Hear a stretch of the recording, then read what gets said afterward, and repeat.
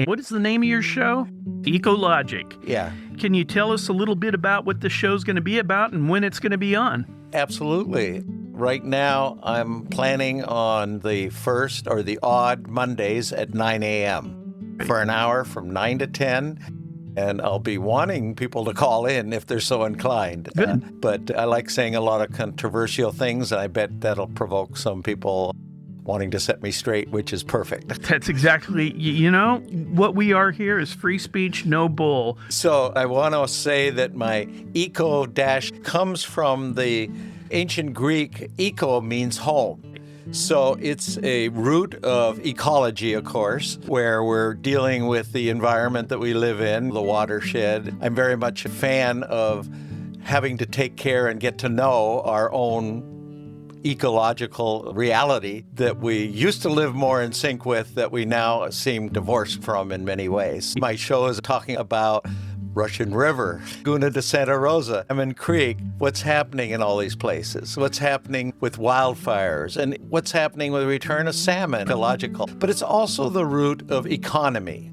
And I'm not talking the GDP for the nation or tariffs or any of this global stuff where people like to focus these days when you watch mainstream media. It's about what's happening in the stock market and how is the forecast for a recession. I view that's all too hard for us to relate to.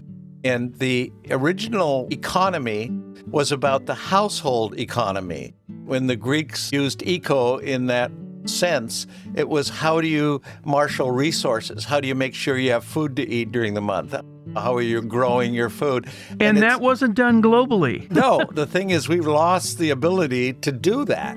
And so we become very dependent on these global supply lines, global systems. The global markets. And I love local radio because I see it as part of the glue to help us get more in touch and focus on these local things, because certainly mainstream media is not really focusing on it. They give some attention to it now and then as a problem, but we have to solve our global problems locally, I believe. I'm from KWMR in Point Reyes Station, West Marin Community Radio.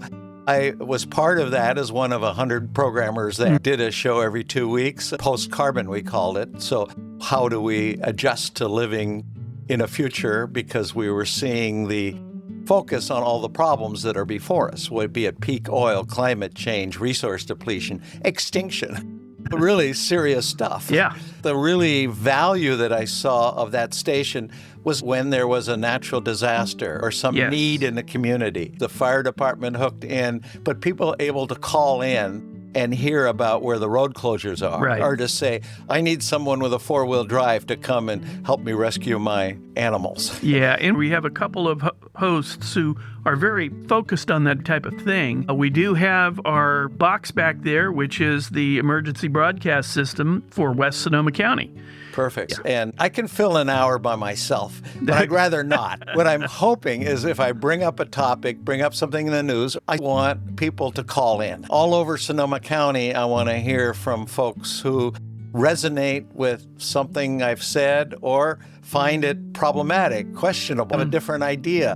I welcome that kind of exchange, because having that kind of a dialogue is what I'm hoping for. So in looking at your KWMR experience, the post-carbon, is this show pretty much a continuation of post-carbon? Yes. I was a co-host with Bing Gong, who was a community activist, and he and I were both seeing ourselves as activists in terms of publishing in the Point Reyes Light and the West Marin Citizen. Bing would travel to Washington, D.C. and all the COP meetings, the Conference of the Parties for Climate Change. He went to the people's version of that in Cochabamba and other places, and he'd bring back CDs, and he would help educate me and others, and had a lot of contacts so that we had global contacts essentially for coming on the show that we would interview and then have a lot of not a lot. We wanted always more people to call in, but have their opportunity to ask the guests as well. Helped me get started in something that I was relatively new to. Mm-hmm. I'm the last one in my immediate family to become ecologically minded. My kids preceded me, my wife preceded me, and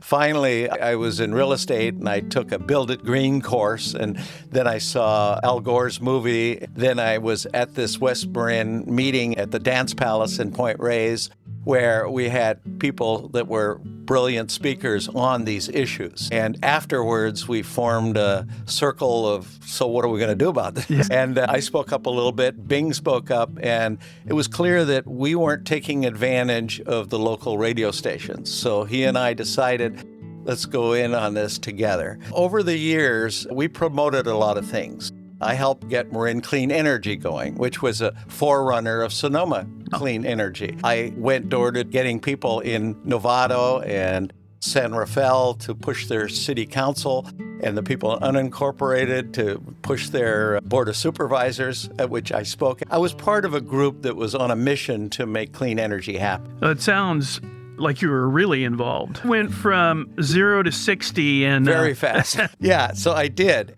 Over the years, though, and we did, for example, 350.org, which was about measuring greenhouse gases in our atmosphere and saying that if we go over 350, we're in deep trouble. Right. We're over 450 now. We don't hear about that anymore. Even Bill McKibben would put out hope about the greening of our power supply. So the green industry grew and grew. And I was president with Sustainable Marin, but I had my fill with them. I could no longer go with them when they invited an EV dealership to talk about the Leaf and the other cars that were coming that were going to take care of this problem. Because I had grown to believe that this can't be fixed simply by changing the power supply.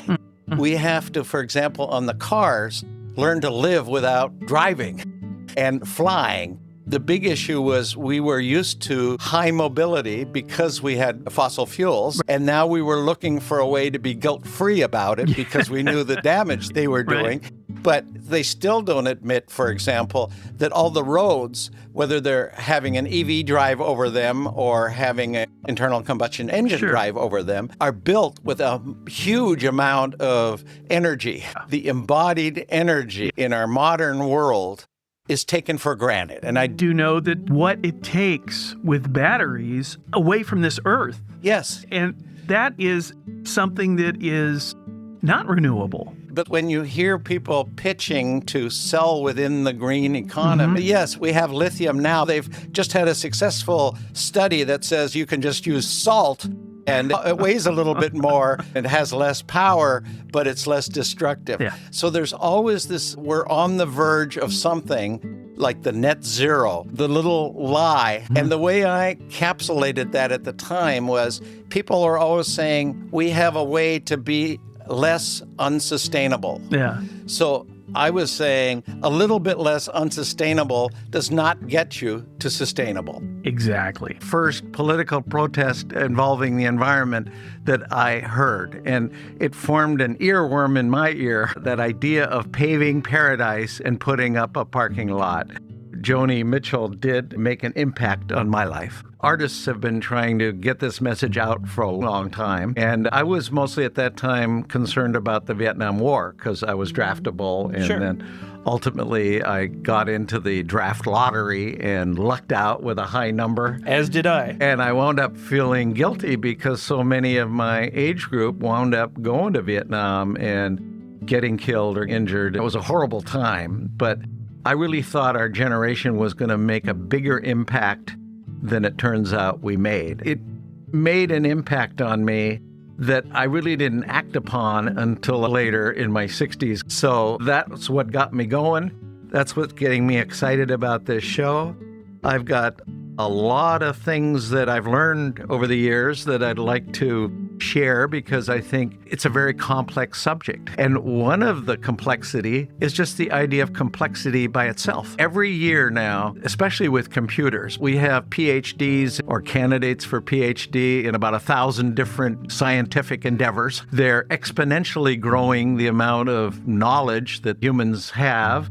And then we have networks that cover the world. So we have more knowledge available to us than ever before. Look at your phone, right? Your phone in your pocket. It's everything. I used to have to go to the library and the index to find. I joined you at the library, and that was a tedious process. It was. And so when computer networking started, I was in IT. I was programming IBM 7074 big mainframe computers that were running the accounting system for Pacific Telephone and Telegraph. I was on the cutting edge of PC development and client server work at PG&E. All right. And then I went on from there to Autodesk and was a programmer, software developer there. Yeah. I remember in my 20 years at Pac Bell, it kept changing. Of course, we had a divestiture from AT&T. Through the automation, we flattened the organizations. I remember being responsible for thousands of people working as clerks in the comptroller's accounting offices because we automated that process. Right. We were always told, don't worry because there'll be plenty of more jobs in doing more programming, but there's never as many programming jobs as there were people doing it. Right. So do you think that kind of automation contributes to anything in the ecologic sphere? Yeah. It's been comforting and for security and for knowledge, but I don't think we've grown in wisdom as we've exponentially grown our knowledge. There was a time where people sat around and philosophically were thinking about what does it all add up to? And of course, the colonizers from Europe didn't recognize that other peoples, like the indigenous groups in North America, instead of there being 3 nations like there is now, there were probably 1,000 nations. And a lot were related and a lot fought. They all lived to get their food from the watershed and the ecosystem that they lived in. And so therefore, they had different practices in different areas that were in tune to what's going there. We don't really care because the supermarket gets it from around the world, and we have lost touch with the idea of eating what's in season. We have the luxury and the privilege of eating whatever we feel like eating or can afford to eat at any given moment. And so there's a lot wrong there. I want to get back to the complexity idea. When I was doing my show, we had on a physicist from the University of Texas who was involved with the oil spill that was going on during the Obama administration, where the oil was gushing. And he was called by the president to be a part of a group that was coming up with a fix. And ultimately, they did stop the flow. They put a cap on that disaster. But he made a comment to me that still surprised me. In college, I was a physics and a math major, and I never put this simple concept together, that all complexity requires energy. Every time you add a nuance, you add a variable, you add another department of government, you add another oversight of that, you add another anything, we have been having to outsource our knowledge and dealing with experts in all these fields as a matter of just surviving with the quantity of information that was made available by the fossil fuel energy. If we didn't have the fossil fuel energy that was so dense and so able to be utilized in industry, we actually wouldn't have the computer systems. AI is the latest effort to get our minds around and get help with trying to make sense of it all. But the AI will teach us how to be more efficient within this system, but it's not very knowledgeable, and it hasn't been fed by indigenous points of view that say, abandon that system and get back to living locally with the land, with nature, not with the hubris that somehow we can control everything and we can stop extinctions because we saved a certain species here with all this study. The trend is we're losing it year after year. They all collapsed for the same reason, because as they grew bigger, they needed more. Take the Romans. As they conquered more land, they had to burn more trees in order to survive. They had to take and tax agricultural products of the people that they conquered. And they got to a point where they were taking half of what was produced as taxes in order to keep that Roman Empire moving money and resources to Rome and then back to feed all the troops that were doing more conquerings. There had to be an ongoing conquering of ever more territory in order to keep that system alive. And the British Empire, no different. It ruled the world, including the American colonies, of course. But we had this hubris that because we had the technology of the ships and guns and the ability to rule this country, that the Europeans set out on this colonialism to divvy up the rest of the world amongst them. That was all based on a concept of divine right of kings. The monarchy was supported by a monotheism where there was also a top-down power structure. So when the Pope or the religious leader in a given country got together with the powerful king who ruled the army, that was a combination. People couldn't go against it. Complexity requires energy, and we are not actually coming up with more energy. When we say that the sun has unlimited energy, in a day, it's actually limited the amount of that energy that we can turn into electricity. And they use the word energy and electricity as if the sunlight alone gives us the electricity. No, it always requires a conversion with loss. So we have put ourselves in a box where we need ever more energy, and that's coming to us in spades now around AI. We know that these servers are sucking up tremendous numbers of electrons in order to feed the computers that are feeding us some way that we can digest all the knowledge that's known to man. It's amazing, these big farms of servers and moving into these areas that there's plenty of room, and these small towns are being sucked dry of water, power, and probably, if it's an agricultural area, room to grow. Yeah. In our agricultural Sonoma County, we are running out of groundwater. Yeah. We are running out of the wells, have to keep a digger. The well drilling companies take over a year to give you an appointment for coming out to your land to do that. And the government's trying to step in and put more regulation on it. But we have to come to terms with, we use way too much water for everyone. And we think somehow we can still manage it. In the end, we don't want to give up the goodies that our modern homes give us. And we're going to have to live simpler and with less to actually survive. In the end, we don't really have a choice in the matter, because when people say, well, Bernie, you're not living that lifestyle. No, I haven't been trained for it. I don't have the skills to live off the land, but I can think outside of the box. And so don't ask me what I'm doing physically to do what I'm advocating. I'm not advocating to do very much.